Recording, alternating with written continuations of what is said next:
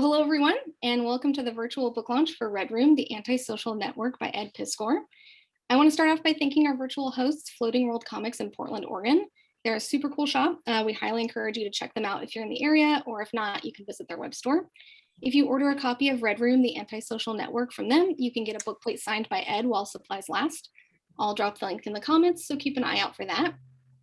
Before we begin, please note, while you can see and hear Ed and Jim, they cannot see or hear you. So if you have questions for the authors, please leave them in the comments, and they'll get to as many as they can during the Q&A portion at the end of the talk. So for the main event, Ed Piskor has been cartooning professionally in print form since 2005, starting off drawing the American Splendor comics written by Harvey Pekar. Since then, he created the best-selling series Hip Hop Family Tree and X-Men Grand Design. He's here today to discuss the first collection of his newest series, Red Room, the Antisocial Network. In this best-selling comic, aided by the anonymous dark web and nearly untraceable cryptocurrency, a criminal subculture has emerged. It live streams murders as entertainment. Who are the killers? Who are the victims? Who is paying to watch? And how to stop it?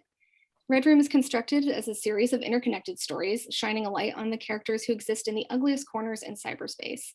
CBR called it a gory, blood-spattered tour de force, and Fangoria noted, "It is as brutal as you would expect, but lined with humor, satire, and masterful illustrations." Joining Ed today is Jim Rugg, comic book artist, bookmaker, illustrator, and designer, whose books include Street Angel, The Plain Janes, Aphrodisiac, Notebook Drawings, Rambo 3.5, and Super Mag.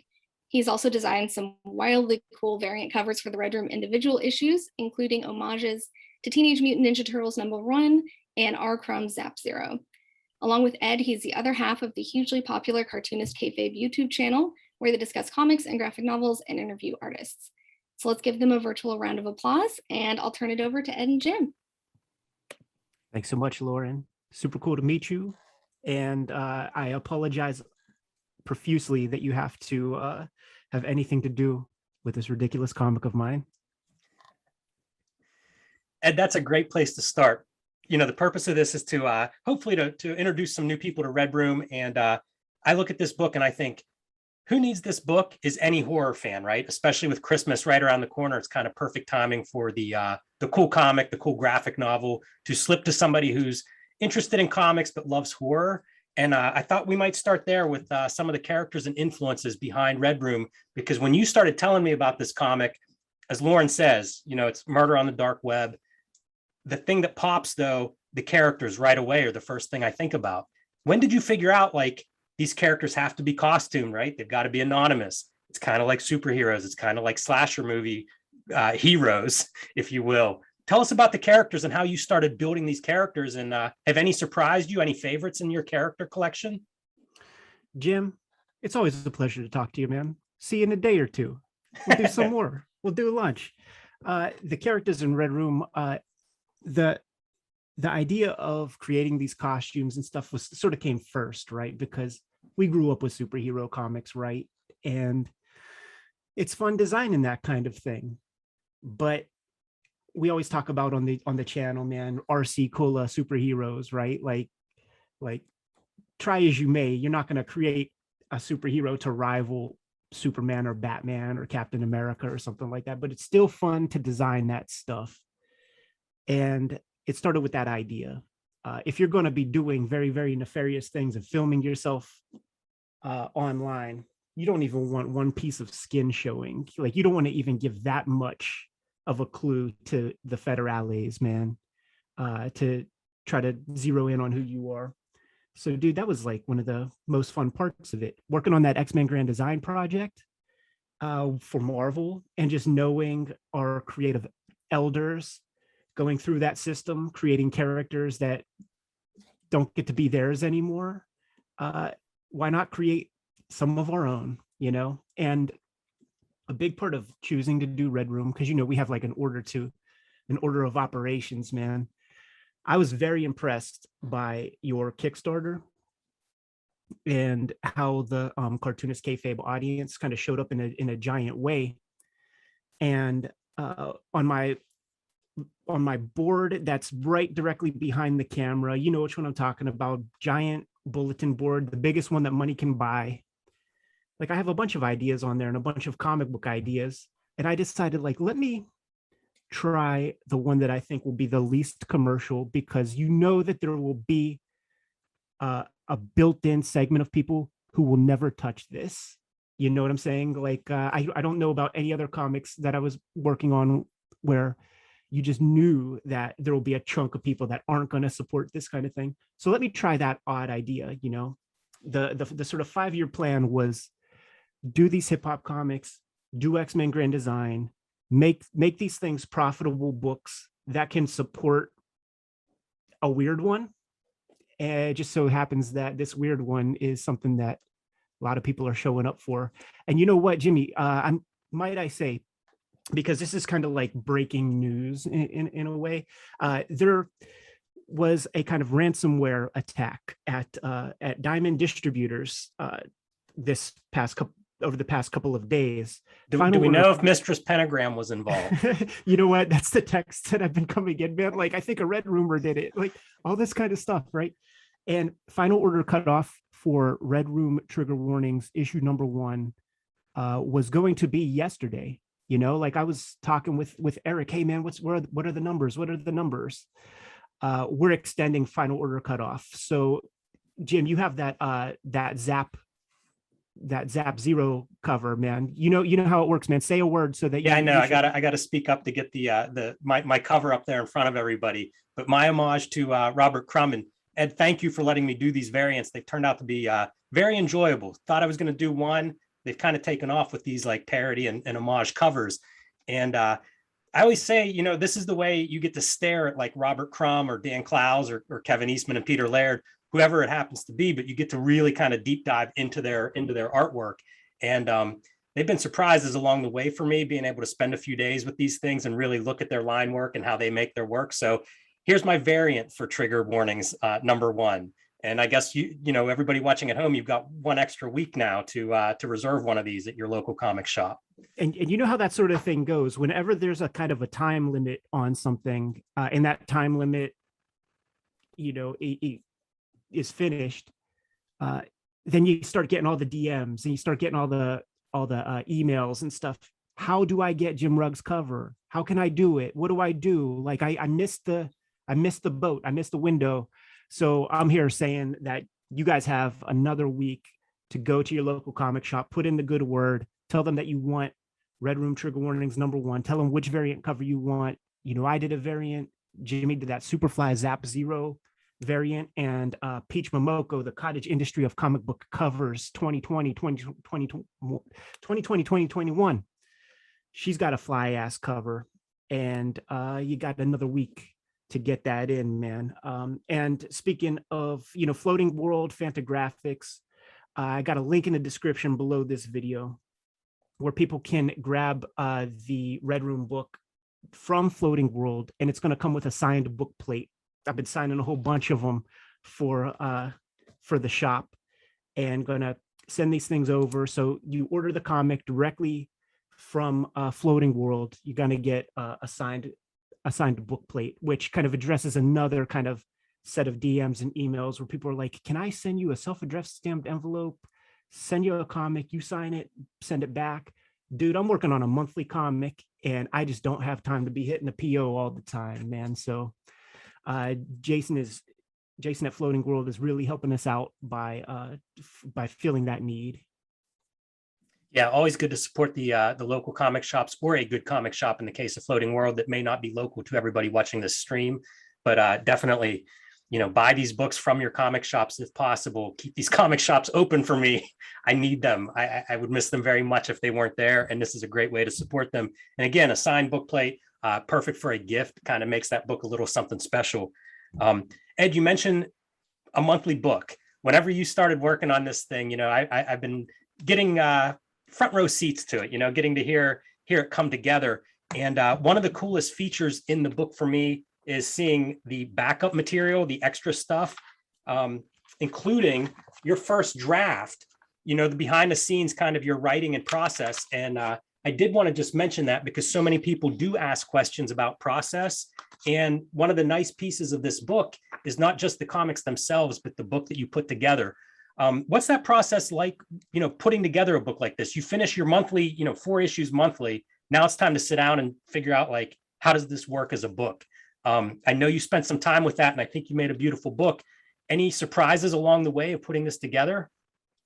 It took a lot more time than I thought it would, because you want to create a different kind of experience than just those single issues. You're addressing two potentially different audiences with some overlap here and there. And you can't just take another bite of the apple, gang up all these books, slap a cover on it, and think that that's going to do the trick. I'm your little brother, man, and I learned it by watching you. Like as that famous PSA says. And I see the toil that you guys have gone through putting your books together, and it's put so many other considerations in my own mind when it comes to packaging books and knowing that the lifespan of the actual book collections is really what's going to stand the test of time more than the pamphlets. Like the actual comic books, they're periodicals, man. Like they might live in the back issues for a minute, but they're on the shelves until the next one comes out, pretty much. And the way people have been showing up, certainly thanks to the audience we've built with the YouTube channel and everything, these comics are flying. They're disappearing, and you don't keep those in print. That's not the common wisdom any longer. If this was like Fantagraphics of yore, the direct market of yore, when I got like a seventh printing of Love and Rockets #1 or something, just ain't that. It's not the model any longer. So if I have to live with this thing being on the shelves, from now until the people we trust with the comics medium completely destroy the business of comics, got to make a book that's fly.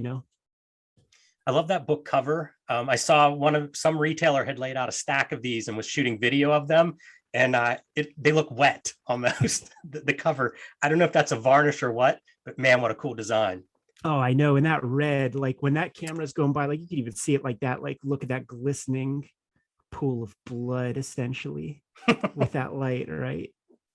Yeah, super fun, man. It's so glossy when you turn it like that. It's just like this white line that goes across the cover as it hits the lights. Once you start getting into the minutia of book production, you can really get deep in the weeds, man. I remember like one of my favorite decisions I had to make was when we were doing the first box set for Hip Hop Family Tree, and I did that extra comic with the Rob Liefeld little ash can thing. And you need gold foil if you're going to do a 90s comic, and you need some deboss and emboss. And when Fantagraphics came to me and they were like, Ed, you have to choose between 6 different golds, man. That's when you're in the big time. It's amazing. I feel like the image guys of the early 90s, they had it simpler, Ed. I feel like it was gold or silver. That's all they had to pick. Or rub the blood. Yes. You know what, man? I think that red, like how there's like that kind of like rougher texture on the words. I feel like that might be rub the blood texture. I was gonna say, man, thermal ink maybe for book 2. Yeah, I see. Now that's in my head. I have to go when we're done with this conversation. I have to go dig in the box and go look for my Blood Strike issue. Go do some research on real book design. Blood Strike #1. Dude, how fun was it talking to Mike Mignola, man? One of the highlights so far, the Cartoonist Kayfabe. But Ed, you talk about digging into books, man. So I was going to ask research, right? You've done extensive research on past books, on hackers, hip hop, even X-Men Grand Design, maybe the most research on X-Men Grand Design. What kind of stuff are you researching for Red Room? What are you looking at, reading, watching? What's been cool? What's kind of surprised you or been exciting to find? And what are you spending your time with? We've been dusting off that old word, splatterpunk, and that was one of the things that was in the back of my mind, man. And got to thank the audience for hipping me to some writers that weren't on the tip of the tongue, like Jack Ketchum, like Richard Lehman. These are guys who really, in those 1980s, man, they really built careers for themselves in that cheap paperback novel format, and these are blue collar novels. I like, this is the kind of stuff that I always have been chasing, and it's the kind of comics that I wanted to make. Like, yeah, it's cute that comics have been accepted in academic spaces, but by and large, most of the comics that you and I look at on our YouTube channel and stuff, just blue collar workaday people making these things, man. So it's nice that the academics are involved, but I wanted to make something that was like, you know, taking comics back to the roots, man, and just indulge in vulgarity a little bit. You're of the same demographic practically, Jimmy. So I know you came up in the mom and pop VHS rental store kind of lifestyle. That's where I come from as well, man. So 8th Avenue and Homestead, I remember getting our first membership card to a movie store, and that's a huge influence on this comic. You know, I'm not chasing Eisner Awards with this thing. I'm chasing just cult classic status, man. Toxic Avenger type shit. I remember spending a lot of hours in the video stores just going over that box art, like, and of course the horror movies, the best section in the video stores for cool cover art. We're visual creatures, dude. Like as cartoonists, as artists, like you're taking in a lot of visual data, and the lewdness and vulgarity of VHS, you know, horror sections in the mom and pop shops. And I say that very specifically because I stepped foot in a Blockbuster 1 or 2 times. We actually didn't really have them around here that much. But when you get those corporate joints, you know, the Hollywood Video or whatever, they sanitize that shit, man. And I'm talking about, like, you know, West Coast Video. The joint that I worked at was called Hollywood Video, but it wasn't the big corporate joint. And they would have to make these decisions, like, should we order El Topo for $400? Like, could we get enough people to rent this thing to justify the $400 cost of El Topo? Because it wasn't like a mass produced thing, you know, and that was the way shit worked back then. And they would make those decisions, you know, like they wouldn't get the Garbage Pail Kids flick for me, but I don't hold it against them. I saw it eventually. Man, all those video stores popped up whenever I was growing up, and it'd be like you'd have to buy your memberships, and there'd be monthlies or yearly or lifetime. I don't know how many lifetime memberships I had. I can tell you none of those video stores, of course, are open anymore. Probably none of them lasted 10 years from the time I got a membership. But I did see Garbage Pail Kids from one of them, so kind of works out. There's all this like culture that's lost from that. Like I remember that's like where you would rent your you would rent a Nintendo before you would buy it. You know, like if you were in my neighborhood, if you were anybody I knew, you rented that thing before you bought the thing. And honestly, that is a little bit of an influence on the comic as well, because what are video games from that era? Certainly, if not, you know, mindless violence for the most part. Man, mindless violence brings back Scott McCloud memories for me. Senseless violence. Mortal Kombat fatalities, man. Like that's what I'm drawing in this fucking comic. Yeah, it's an interesting one. I don't play a lot of video games, but of course I've played some in Mortal Kombat. Of course, everybody I think is familiar with. It's interesting. I don't think about video games the way I do comics, but of course there was uproars about violence in video games. You know, probably a lot more in our lifetime than anything in comics. You know what I just scooped up? I just got it today, in fact, man, because, you know, you got to reward yourself for good behavior. I have a book that just hit the stands. Got to reward myself for good behavior. And I ordered this thing. It's called the Mega EverDrive Pro. And you load up an SD card to put it into a blank Genesis cartridge, right? Put an SD card in there, and it could play every Sega Master System game, every Genesis Sega game, and Sega CD. And I never had a Sega CD. And when I was a little kid, when all that uproar from the government really started happening with video games, it was Mortal Kombat, and there was a Sega CD game called Night Trap. With it was this flick that was shot in the mid 80s, where Dana Plato is playing like the main character, and it's like these sorority chicks are in this mansion, and you're working a control panel, and you have cameras in every single room, and there are these like invaders, and you have to set up traps to like kill the invaders, and it's all full motion video. And there were scenes that really made Joe Lieberman feel some type of way, man. So like, that stuff is an inspiration for this comic. And after I get off this stream, I'm gonna play Night Trap for the first time in my life. Man, that's pretty exciting. I feel like I got to get these questions rolling faster and faster. Get you off the hot seat and in front of your game system. One piece I got to ask you about, and that's the look of Red Room. It's totally, I mean, in this day and age, I feel like it's totally unique. Your comics are very distinct looking, but each one looks different than the previous one. Red Room, very different than X-Men Grand Design. Can you talk about the origins of that? Like, we know where that's coming from. Can you talk about some of, the Outlaw Comics legacy, the black and white stuff? Like, how's that come together? How'd you even choose to do black and white? Yeah, man. It's that old Wayne Gretzky adage, man. Like, don't go where the puck has been, go where it's going. And I'm sitting here, in my little drawing chair in my little studio, and I'm seeing what everybody's doing out there. And I see my creative brethren chasing that young adult book advance money and doing like kind of sanitized comics to try to, appeal to, whoever that is, man. Cause they say young adult, but they're really talking like young girl or something. Cause like I was a young adult once and I wouldn't be reading any of that shit, but I would be reading this. So like I consider this like my young adult comic in a way, man, because this is the kind of shit that I was checking out when I was a little dude, looking at Faust comics, looking at The Crow, marveling at that weird use of parallel lines, man, to achieve these grays.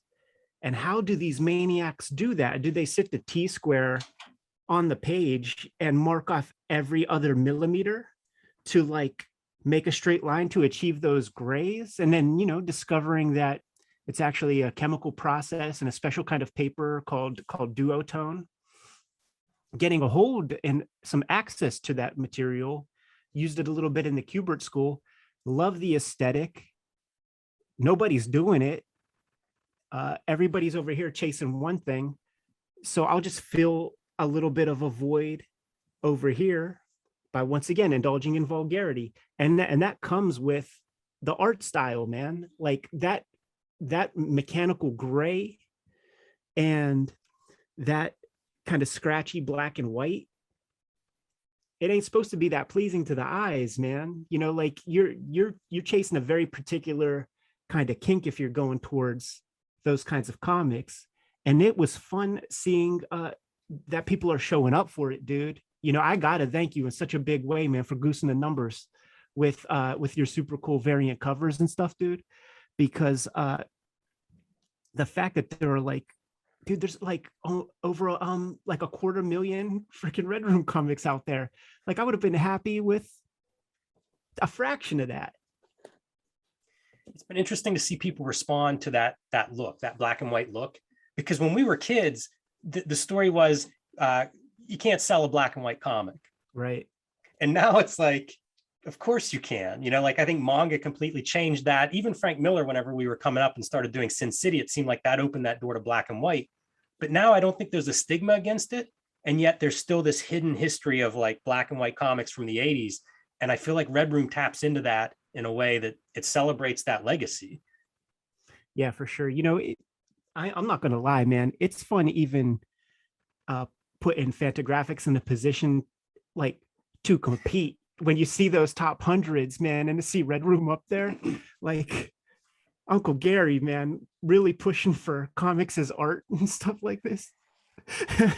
And I mean, we are the hash that we're slanging, like the door-to-door vacuum salesman shtick that we're performing here today is for a book with like a disemboweled dude on the cover. Whenever I was telling Gary about this idea, man, we're in line for the elevator back up to our respective hotel rooms at SPX one year. And he's like, Ed, what are these like weird images like on your Facebook? It's some of your best drawing. And I described what the comic was. And he was like, what's the point? And I'm like, doesn't matter. It doesn't matter. The point doesn't matter, man. You know, like Fantagraphics are publishing tongue-in-cheek horror stories with the EC collections that they're doing. You know, let's do some modern day versions of that. You know, that's sort of the ultimate pitch that I sort of dropped on them whenever I was describing what the comic is. Modern day horrors, man. Let me think about some things that I haven't seen explored really in pop culture that much that exist right now. And that dark web sounds pretty scary. Yeah, it's great to hear you link the EC comics to that. Can you talk about your first encounter with EC comics? Like, did they make much of an impression on you when you got hold of some of those? Oh, you know it, man. You know the story. Like whenever Tales from the Crypt, the HBO TV show, was first on, first off, that was super influential. I knew about that before I knew about the fact that it was a comic book. And to see those very lurid covers on every episode, you know, I forget who, Mike Vosberg, I think, drew a lot of those things. And I was attracted to that kind of imagery. You know, I was reading comics like crazy.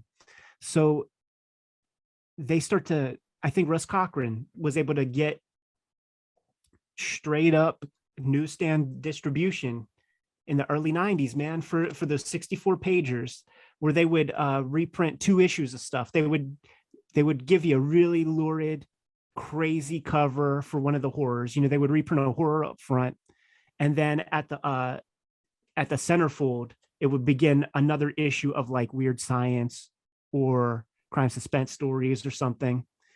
But man, when I got a hold of those comics, dude, it blew my freaking mind, because first off, it actually made me think I wasn't going to be able to get to draw comics, because the art in that was so much more advanced than what the house style was at, you know, Marvel or DC circa 1989, 1990.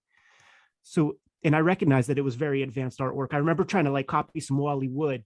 You know, there was a strip called The Exile or something. And it was just simple, like bald-headed space traveler dudes. And it's just like, this is a perfect, like one line out of place, you screw up the whole thing. And I'm like, man, I don't even think I'm going to be able to get to draw comics when I grow up. This is like way too hard. But yeah, dude, those EC comics, you know, particularly that one Haunt of Fear issue that ended with, it was a story of some domestic violence, some wife beater, husband guy, drunk asshole, you know, beats this lady up for 6 pages. And then when you describe this stuff, it's like, was Frederick Wortham right? You know, like little kids in 1954 reading this shit. So then like the last page, you know, he has a bender or something and is drunk and goes to sleep. And when he wakes up, you know, he can't move his arms and he's on some kind of like stretch rack, and his wife is like cranking the rack and just pulling his arms and legs off his body. And I legitimately went to the magazine rack almost every time I went to the grocery store, because I needed to see the next issue, because I wanted to see how that story would resolve itself, because I didn't realize like Marvel comics and DC comics don't end that way. You know, they end with a cliffhanger, you know, they end with somebody in a perilous situation. But then when you get the next issue, they get out of that jam and get put into another jam. That's the bait and switch of the corporate comics. And then when I got that next issue, dude, and there wasn't even one mention of that couple, that effed my head up for years. I mean, I'm still talking about him, 39 years old. I probably saw it when I was 8. Were those some of the first like horror comics that you came across? Yeah, definitely, man. Because like what else would have even been on a shop and save rack, man? Like even shit like Moon Knight or something was a direct market book, and there wasn't Ghost Rider yet. Man, it's funny to think of like Moon Knight as like some quasi horror comic, or Ghost Rider being like that would be your horror comic if all you had were newsstands in the early 90s. Yeah, think about it. Like what would the horror stuff be? Like I can't even think of one thing really. Yeah, I'm with you. They kind of go out of at least off the newsstand, they kind of go away. And it was Right. just superheroes whenever early 90s, late 80s newsstand. Seems like that's all it was, Batman and Marvel. Um, Marvel question for you. Chuck asks, are you finished with the Grand Design series for Marvel? Are there any more stories you'd like to revisit? Yeah, I think I'm good. You know, like the strategy with even doing anything with Marvel for me was just because recognizing that the hip hop books were extremely successful in stores outside of comic shops. Knowing that I wanted to make some comic books, I wanted to make comics like Red Room.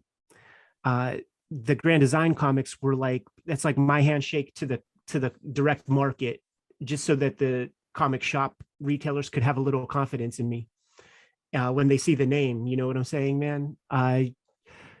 Try something that's evergreen, at least to me, like classic X-Men. That shit is evergreen, and whoever thought we would live in a world where Avengers is better known than X-Men? Like when we were kids in the 90s, that would have been crazy. Like nobody was reading Avengers comics. And whenever Axel Alonso called my bluff and was like, what kind of X-Men comic you want to do? I didn't have anything in mind. So let me spend what I thought was going to be 1 year doing some fan art. You know what I'm saying, man? Let me draw a couple pages of the classic X-Men with the blue and yellow.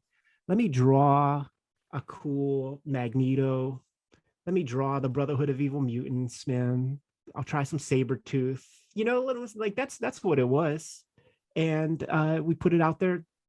That turned out to be super successful, man. I think, like thanks to that book, accumulated so many more followers on like Instagram. My like that bumps up your social media presence a whole lot, man, when you have like a popular kind of direct market kind of comic. And then the tried and true business model that I've always seen in the past 20 years is do a little something something Marvel DC, and then go do your own thing, man, and sell to a percentage of that audience that you introduced yourself to. So that was the plan. I did it. I accomplished it. Working in the strictures of corporate comics, it's not really for a cartoonist to do. Like, you got people who write but can't draw. You got people who draw but don't want to write. Like, let them have it. Keep the Keebler Elf system. The assembly line. Were you thinking Red Room while you were working on X-Men? Was that idea like developing while you're working on this other book? For sure, dude. I was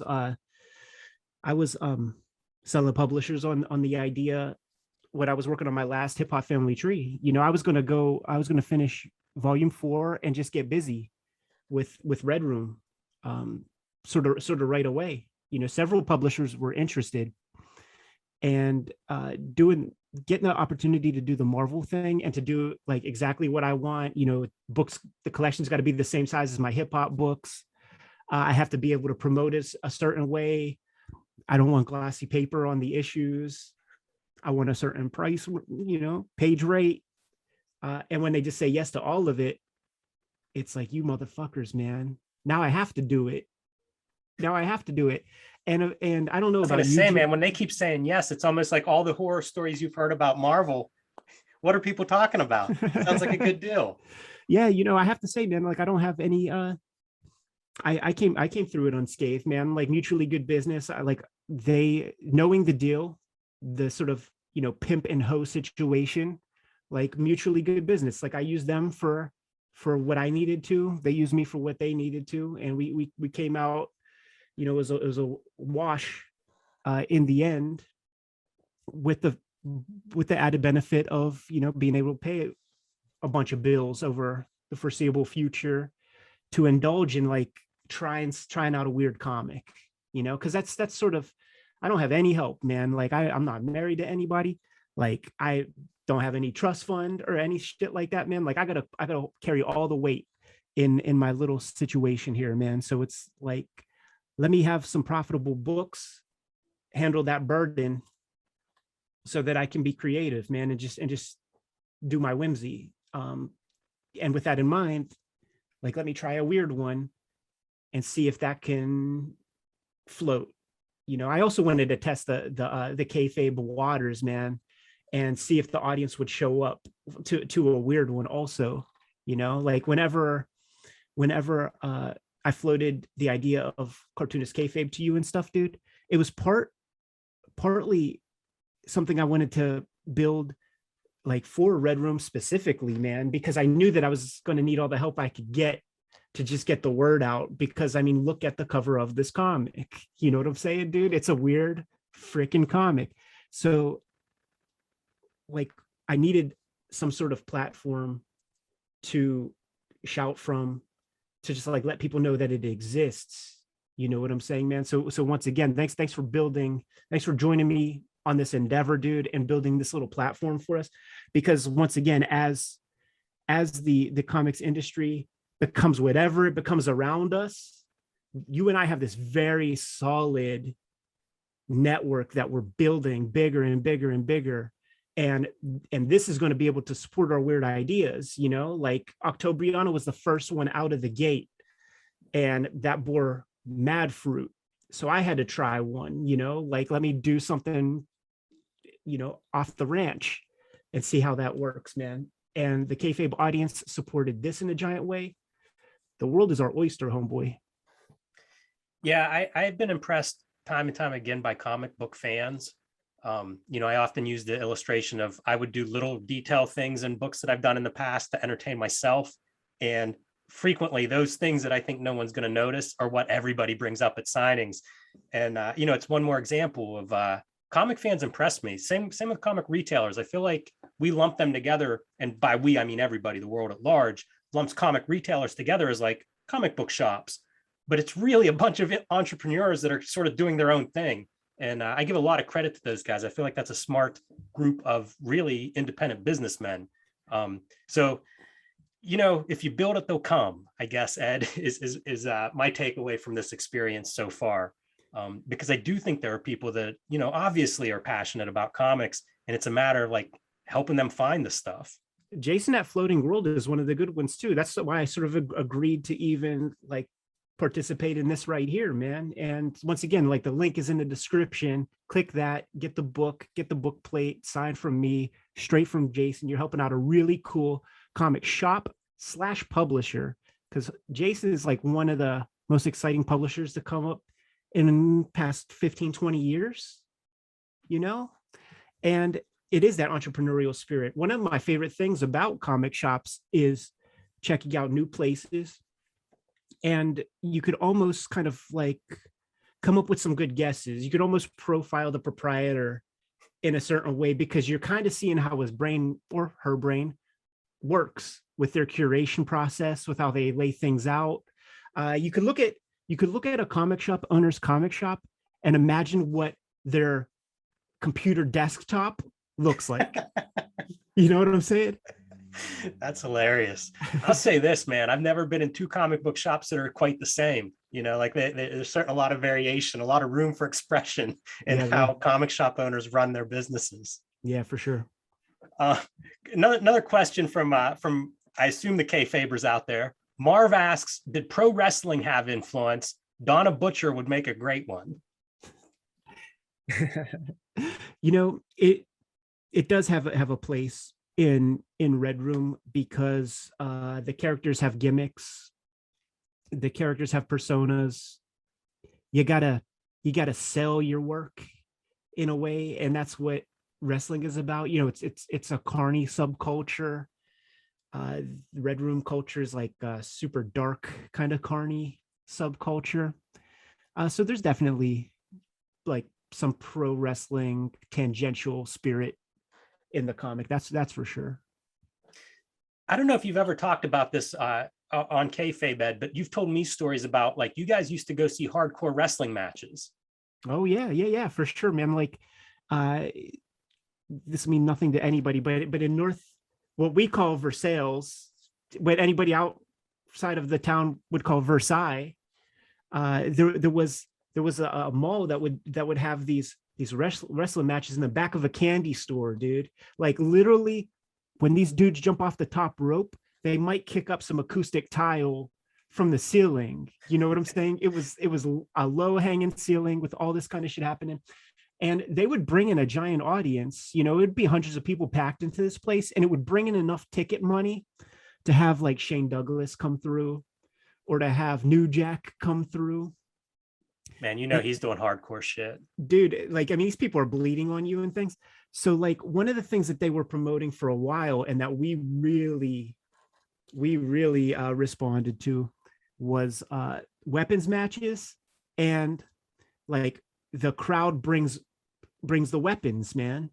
So for like, when they would announce it, the previous show, and now you have 7 days to, keep your eyes peeled whenever you're rolling out with your friends, man, and you see people got the trash on the side of the road, and you see some old light tubes or a VCR. We would always end up, the way that that week would transpire, it would begin with stealing a shopping cart, like just putting a shopping cart on my homeboy's van. So like that's coming for sure. And then just over the week, man, filling it up with stuff, dude. I see a loose road sign over here. That's going in there. We found a big ass bamboo stick, all kinds of those light tube things. I had nunchucks and it sounds cooler than it is, because like you show up with all your stuff, right? And then they take it. And what happens is they gimmick it, dude. So they, put like they put little scores into things, man, so that it explodes on impact, or it looks good for the show, we'll say, man. But I remember the very first one, when I let them like use my nunchucks, I was like having anxiety attacks. I'm like, yo, I want those back. I thought I was going to get to hold my nunchucks and like hand them off to a dude. You know what I'm saying, man? I'm like, no, I need my nunchucks back. I've had them things for like 10 years. See, that's how it would work if it was a babyface that took the nunchucks. Babyface take the nunchucks, use them, and then give them back to the fan. Yeah, right. But this is some hillbilly ass Western PA toothless shit, dude. So what I'm saying is there's no baby faces.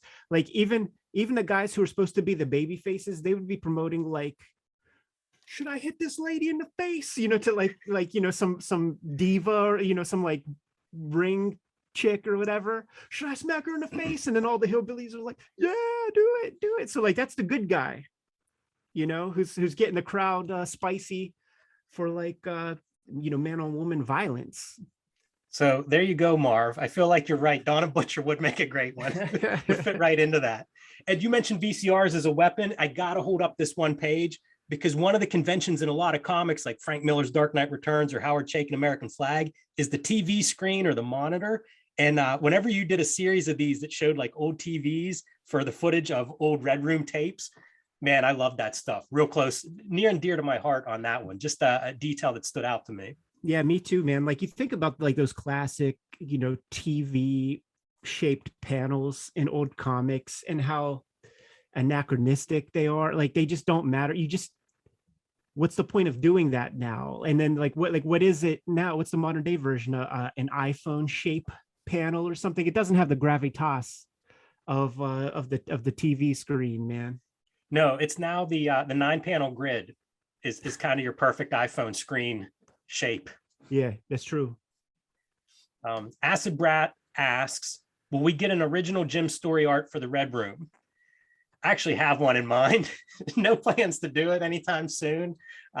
Keeping me busy with these variant covers, but have people approached you, Ed, of like other writers or other comic pros approached you about doing Red Room stories? Because you've kind of created this arena. They have, man, on both sets, man, right? Writers and artists. And I do like the idea of there being a universe. We did that Mike Mignola shoot interview, right? And he's got the Hellboy universe. There could be a Red Room universe. Like I'm creating something. The main Red Room comic is going to have a lot of fresh ideas, and I could go a million places with all those ideas, and if the right situation comes along. I was actually talking with my lawyer about how that stuff works, to just prevent any Neil Gaiman, Todd McFarlane gimmicks happening, And it does sound complicated, but not unattainable. You know, Mignola clearly figured that out. But so it's possible, but it's not at the front of my thoughts. Like I still got a bunch of issues to do. You know, isn't it weird how these books are kind of our past in a way? Like by the time that they hit the stands, right? Like this book is my COVID lockdown time, essentially. You know, this is my 2020 that's being sold right now, and I'm just like 25 pages away from finishing the next collection. Yeah, I thought about that coming into tonight. You know, we're showing off like my Zap cover for the next Trigger Warnings issue, but I'm actually drawing a cover for the issue after that. It is weird. Like time is so displaced when it comes to comic books and promotion. And I mean, you know, Red Room Collection is the perfect example. I'm not sure when you finished that, but I know you were working on it, you know, months ago, adding a lot of the new art and stuff for that. I remember watching that process, and it is funny how these things, you know, your head's in a different place whenever it's time to like stand up and talk about this book. It is going to be fun to just see how the trajectory plays out, because the way these collections are going to be released, it is the same trajectory as Hip Hop Family Tree. And already Red Room is more popular than Hip Hop Family Tree is, you know, already. And it's only a couple months old, really. But the first volume of Hip Hop came out, and then the second volume came out just 7 months later. And that's basically how this stuff is going to work.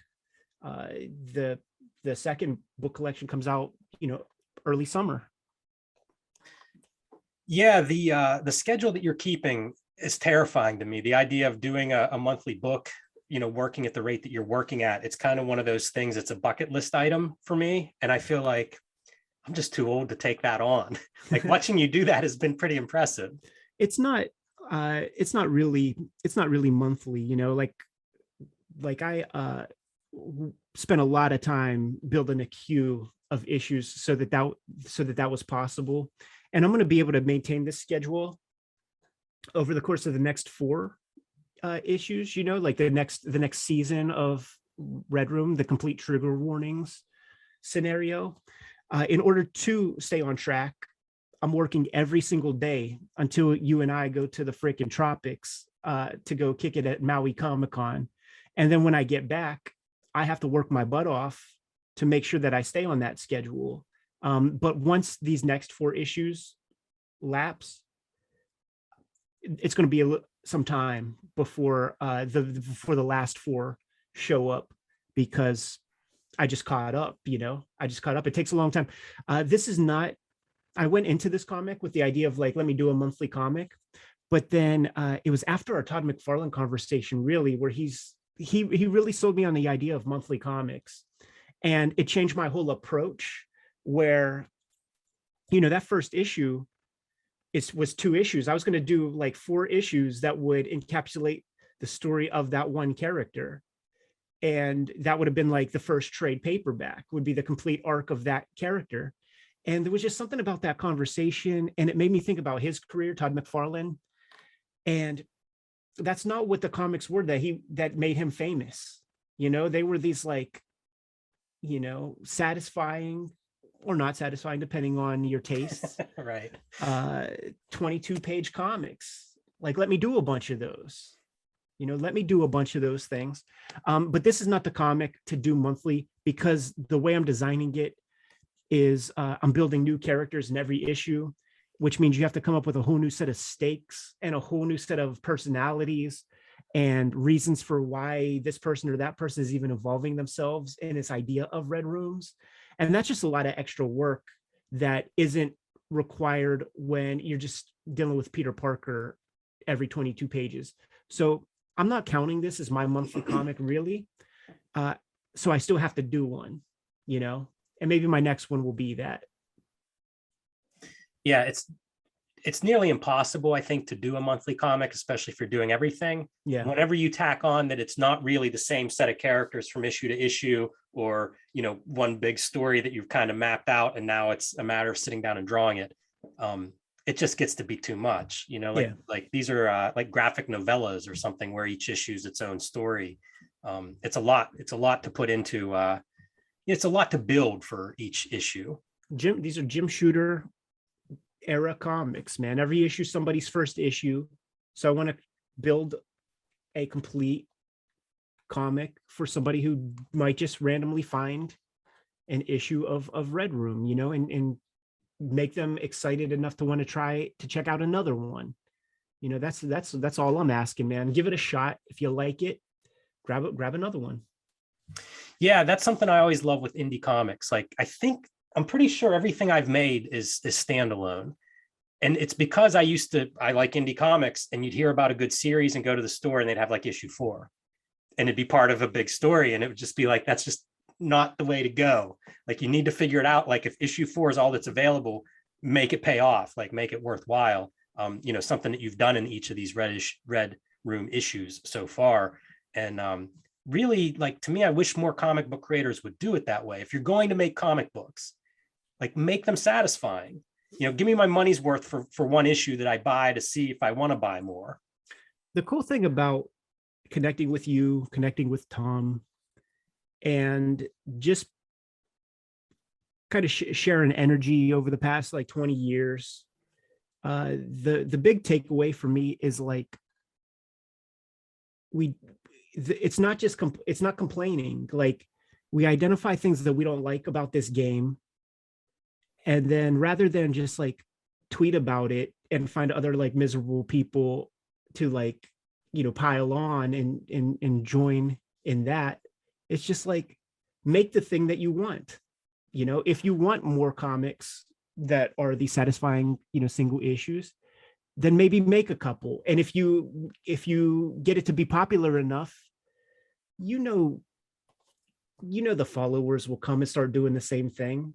You know, like, that'll start happening with like the corporate stuff or something. So that was the goal, you know, like, I'm always playing around with this business because like nothing about the business of comics impresses me. So when it came time to like do a little something for Marvel, my thought was like, all right, let's have an actual Marvel comic done by one person. Let's see what that looks like. And let's get them to break format. You know, let's get them to break that standard, you know, book format that they've just kept forever. So like, I did that, you know what I'm saying? And paying more attention to like monthly comics and things when I was doing the X-Men stuff, and just realizing like, oh, these are like, they were definitely not satisfying in like the 2000s. And they're even less so now, man, because an issue of comics is giving you nothing. Like, even if you read a chapter of manga that's like a 17-page thing that's going to like have a corresponding chapter, you know, next week, those little 17-page things that can be read in 5 minutes are more satisfying, right? So it's like, let me try to make just like a nice, fun 22-page comic that you get in, you get out, very low barrier to entry in terms of like reading experience, meaning you don't have to invest, you know, $12 or $20 in previous issues to like get what I'm trying to sell you on this issue. Get in, get out. You want another one? Go ahead, man. Like, this is a no hard sell zone. Ed, we're getting near the end of this hour. And first, I'd like to say, you know, plug Floating World Comics once again, where if you buy Red Room there, you get a signed book plate. Again, great for gifts, great to support a very good comic book shop, especially if there's not a comic shop in your area. So I think those links are probably below this video. The other thing is, let's hit up, we only have a couple more questions we didn't get to. Let me run through them as a speed round. Do it. All right. Couple guys, Chuck and Donnie asks, well, no, James and Donnie ask, any chance of you two coming down to Australia for a con run, and any dates scheduled for the mainland next year? So a couple of guys interested in where else we're going to comic book conventions besides Hawaii in December. Do you have anything on your schedule? I mean, just some stuff came by today, but I'm just not thinking about that right now because I have to try to figure out how to wedge in enough time to get this fourth issue of Trigger Warnings done with this Hawaiian trip that will also turn into a little bit of a vacation. So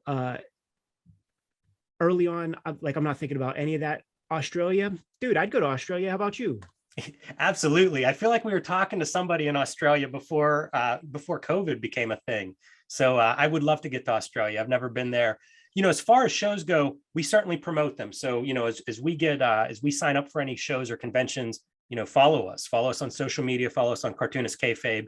Any shows we do, we will let everybody know. It was fun. We had a real run going before COVID where we went to Kansas City or something. Like we went to a lot of places, Nova Scotia. Yeah, Strange Adventures in Nova Scotia was a fun trip. Good food there. Shouts to Steve McNiven, man. He took us to get that Dawn Air that I was Yes. reading about, man. Some Nova Scotia specific grubs, man. But we had such a good run right before like COVID and all that stuff happened. And it'll probably pick up again. Jim, what are you working? You want to tell the people what you're working on, man? So that like whenever the word is out on the streets, man, like we could pound the pavement. Yeah, No, and you're not gonna I say? can't wait to tell the people what I'm working on, but we'll wait just a little bit longer for that. Avanish asks, would you consider giving film or series rights of Red Room to anybody? Squid Game has set the ball rolling. Tom Savini did a short recently. Yeah, that shit was really, really cool, man. Got hit up by that studio. Like, we put the video on the Kayfabe channel. People could check it out there. Like, it's been linked on Fangoria.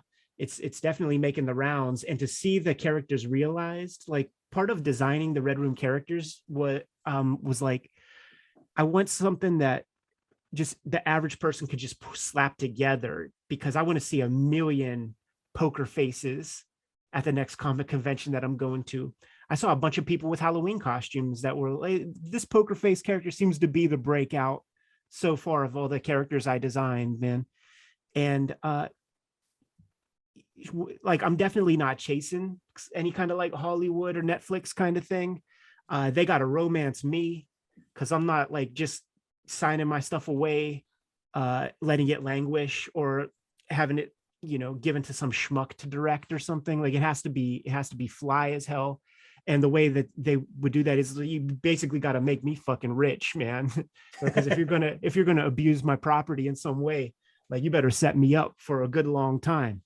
And words to live by for any aspiring cartoonist out there. Well, it was, just like I was talking about, like the young adult chasers and shit like that. Like, you got the Netflix chasers that are in the game, and their comics are corny because that they don't care about comics. Like, they probably had some kind of pitch that was floating around Hollywood that just was getting no legs.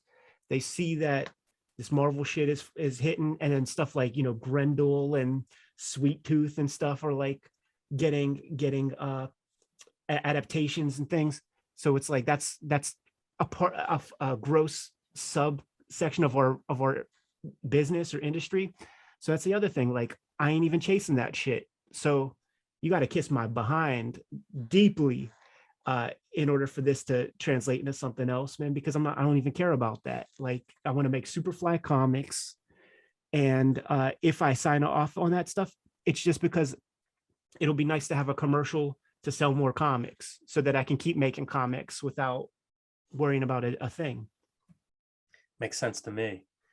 Jacoby asks, did Ed watch Faces of Death videos? Hey, Jim, did you ever see them things? I did see them, Ed, and they really bothered me.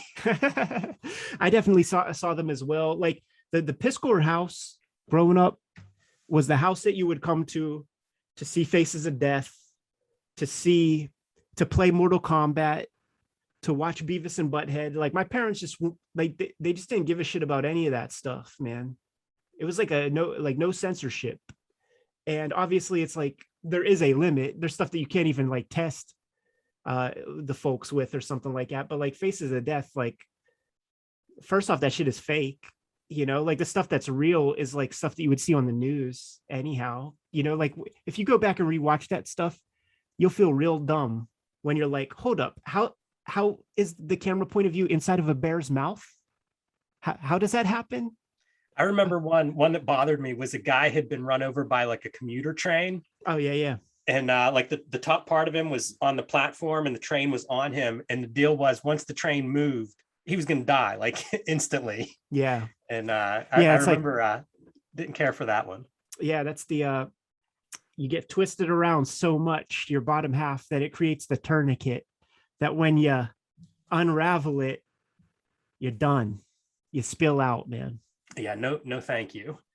And last one I see here, Sean asks, will we ever see a kayfabe creator book swap such as Image did in the early days? Ed doing Street Angel and Jim doing Red Room. I'm ready. I doubt it, but I would like to see an Ed Street Angel comic. I would sign up to read that one. I'll tell you that. So you're saying you're not going to draw any gore? You know what? Maybe this could work, Ed. Well, you know what, dude? Like, it might not be these projects, but we were talking about some future stuff. You know, like I do a thing, you do a thing. You know, there's a intercompany crossover. But that's some year away, 2 years away. Very true. It does take time to produce these things, but we are here, I guess, at the end, right after 9. So once again, you know, hit up the links below to pick up your copy of Red Room with a signed book plate from Floating World Comics, or from Fantagraphics, or from your local comic shop. Wherever books are sold, you can find Red Room. And Ed, where else should they look for you? Man, you know that Cartoonist Kayfabe channel is the home base. And you know what, man? We put the clocks back 1 hour a day or two ago. So my body feels like it's 10 p.m. and old Uncle Eddie has become a grandpap recently, I feel like, man. And it's almost past my bedtime. So we should close things out. I want to thank Fantagraphics for creating the platform. I want to thank Jason at Floating World for being one of the raddest comic shops in the country, and having sort of like the progressive mindset to even like want to do this kind of thing, you know, have these book plates. Like not every store like hit us up to try to work something like that out. So that's super fly. Jimmy, I want to thank you for your partnership on this Cartoonist Kayfabe thing and helping me build a platform so that you know, we could take care of ourselves, man, in a world where, you know, comics is a dicey game, you know, and this provides some stability for us. Want to thank the audience out there, man, and I hope everybody has a good night. Yeah, and I will just add, read more comics. Yeah, man, I'm gonna end that stream. Super cool. Sincerely, thank you, Jimmy.